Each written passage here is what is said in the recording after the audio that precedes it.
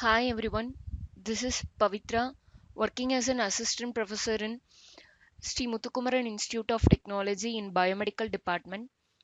Today we are going to see lecture on CBM 333 assistive technology. In this subject we will have the course objectives as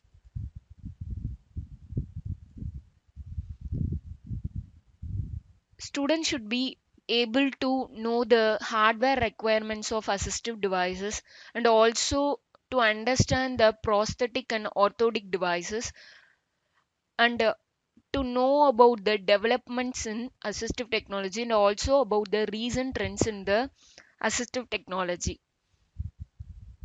At end of this course, students can able to interrupt the various mechanical techniques that will be help in assisting the heart functions and also to able to describe the underlying principles of hemodialyzer mission and also to indicate the methodologies used to assess the hearing losses and also to evaluate the different types of assistive technology based devices for mobilization and also to explain about transcutaneous nerve simulators and also its feedback system.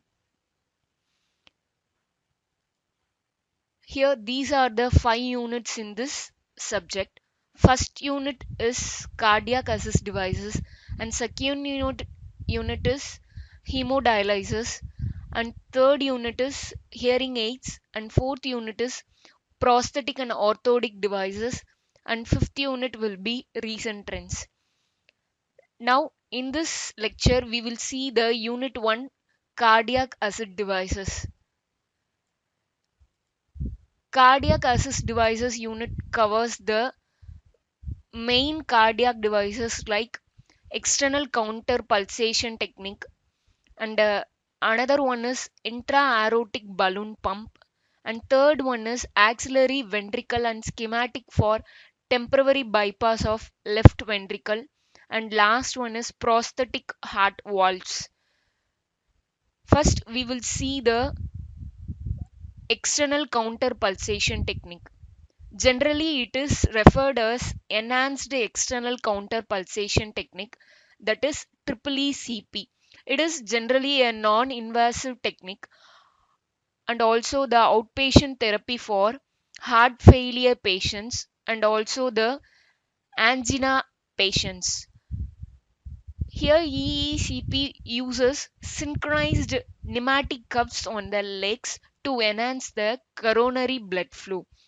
It works by inflating the cuffs during the diastole and deflating the cuffs during the systole. It reduces the cardiac workload and increases the cardiac output. It acts as a natural bypass of the heart.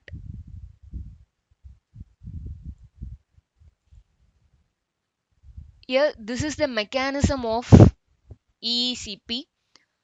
Four types of mechanism will be there. Diastolic augmentation. First one is diastole during the inflation of the cuffs of during the diastole of the heart. In, inflation will be takes place. Actually, it starts from lower leg to the upper leg. It will indicated in the ECG by R wave. Next mechanism is systolic unloading.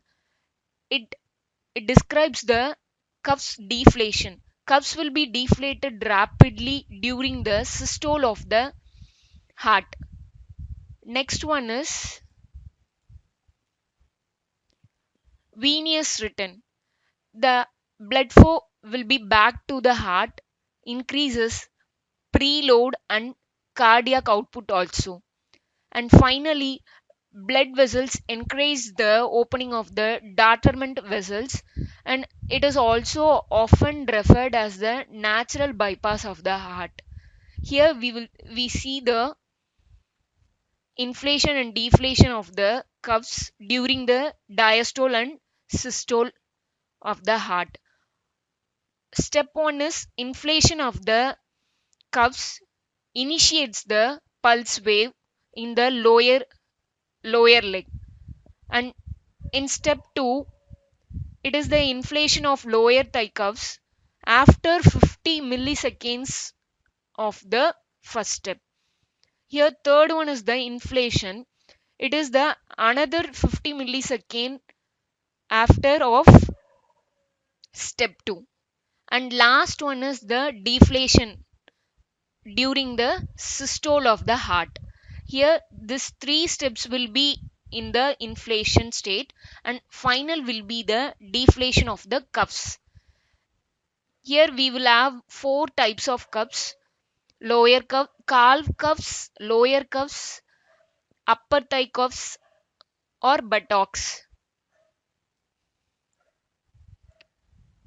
Here these are the treatment parameters which covers the duration of the treatment and pressure involved in this, and also the peoples who are going to use this treatment and get benefited by this treatment. Basically this treatment have 35 sessions. For example, 1 hour daily in a week, 7 days we can use this, or up to 5 days we can also use this treatment. Pressure ranges in this treatment is 200 to 300 mmHg. Who are the people benefited by this technique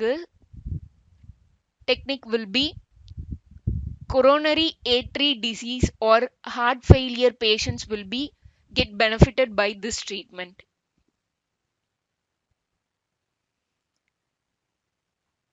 Benefits of external counter pulsation technique will be improved myocardial perfusion.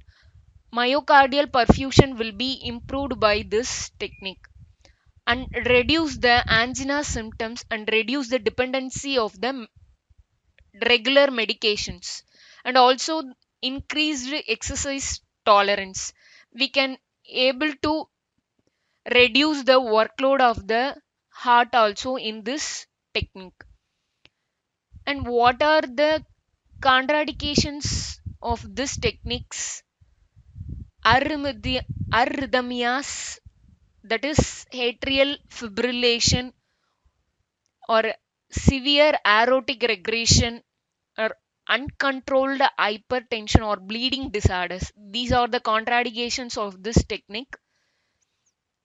Here now we will see the early stage of external counter pulsation device, which is huge, which requires more space and require more devices and more manpowers also. Here this is the recent EECP device, which is compact and easy to access and less manpower also.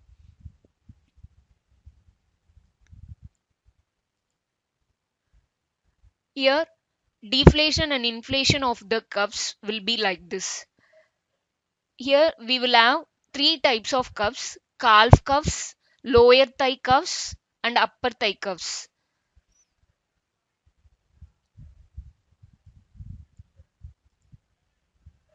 Here in this diagram we can able to see the ECG waveform related to systole and diastole pressure. Here we can see the PQ waves during the systole of the heart, and peak wave, that is R wave, during the diastole. Actually R wave is the starting or intermediate state of the diastole and the systole. Here this is the systolic pressure, and peak will be intermediate between the systole and the diastole, and again PQ wave will be during the diastolic pressure, and intermediate R wave will be after the diastole and before the systole. Here we can see the inflation and deflation separately. During the inflation process, the waves able to produce because of diastolic pressure and intracoronary perfusion pressure and myocardial perfusion and preload of the heart. During the inflation, cardiac output will be increased. And next one is deflation of the cuffs. Here we can able to know about the cardiac workload and after the load, and this is because of the deflation of the cuffs.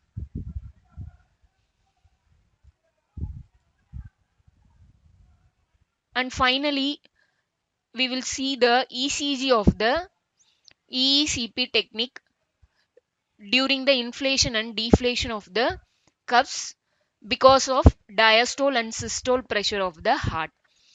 Now, this first diagram indicates the ECG of the normal ECG of the heart, and second one is the blood pressure waveform during this treatment, and the third one is coronary blood flow during this treatment, and final one is coronary flow independence of this technique. Here these are the waveforms during the counter pulsation technique. Thank you. For more videos, please subscribe SMIT YouTube channel. Thank you.